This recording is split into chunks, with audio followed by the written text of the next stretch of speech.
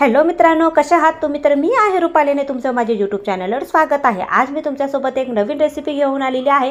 काय आहे ते ब्लॉगमध्ये तुम्हाला पुढे नक्कीच कळणार आहे। मित्रांनो, ब्लॉग पूर्ण बघा, स्किप करू नका। आणि हो मित्रांनो, जे माझ्या चॅनलवर नवीन असतील, ज्यांनी सबस्क्राइब केलं नसेल ते सुद्धा सबस्क्राइब करा। तर त्याच्यासाठी मी इथं खोबरं घेतलेलं आहे, कांदे घेतलेले आहेत आणि मी लसूण सुद्धा घेतलेला आहे। व्यवस्थित ब्राऊन होस तोपर्यंत त्याला मस्त भाजून घ्यायचं। कोणी कोणी खूप जास्त काळं करतं, पण मला आवडत नाही आणि जर तुम्ही चुल्यावर भाजलं तर अजूनच बेस्ट आहे।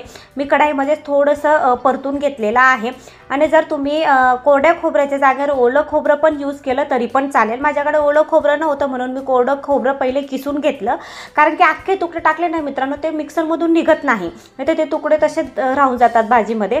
तर आमच्या घरी यांना तर खोबरं आवडतच नाही म्हणून मग मी किसूनच टाकलेलं होतं। त्याच्यानंतर मग मी खोबरं, लसूण, अद्रक आणि कोथिंबीर हे सगळं मिक्सरमधून काढून घेतलेलं आहे, म्हणजे पेस्ट करून घेतलेली आहे। त्याच्यानंतर कढईमध्ये 1 ते 1.5 पळी तेल टाकलेलं आहे, थोडंसं जिरं टाकलेलं आहे आणि जी पेस्ट केलेली होती तीच मेन आहे मित्रांनो तरीला।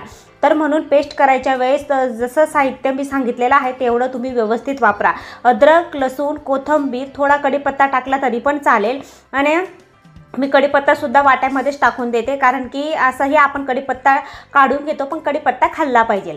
त्याच्यानंतर जोपर्यंत जी पेस्ट आहे, मसाले मी टाकलेले आहेत। मिसळ पावचा मसाला टाकला आहे, तुमच्याकडे नसेल तर तुम्ही नाही टाकला तरी पण चालेल।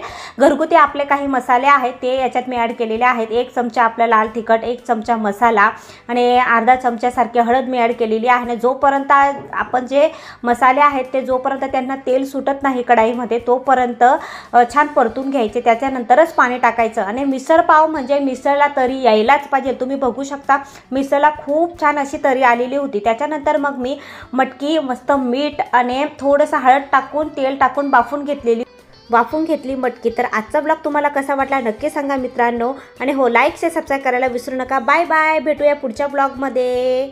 बाय।